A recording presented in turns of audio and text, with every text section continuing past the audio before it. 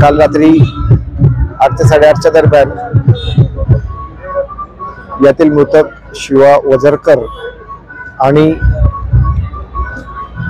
कुमरे या मुलांची भांडणं झाली किरकोळ कारणावरून, आणि त्यात स्वप्नील काशीकर या आरोपीने भाग घेतला आणि कुमरे याने किरकोळ कारणावरून मृतक शिवा वजारे याला चाकूने भोसकून त्याचा खून केला।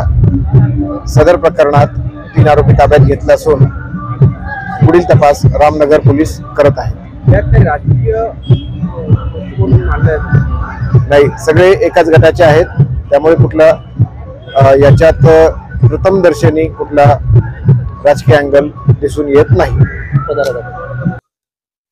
आमचे युवा सेनेचे शहर प्रमुख शिवा वजरकर यांचा आपसी मित्रांमध्ये वाद झाला आणि याच्यात मारहाणीमध्ये त्याची आज मृत्यू झाला।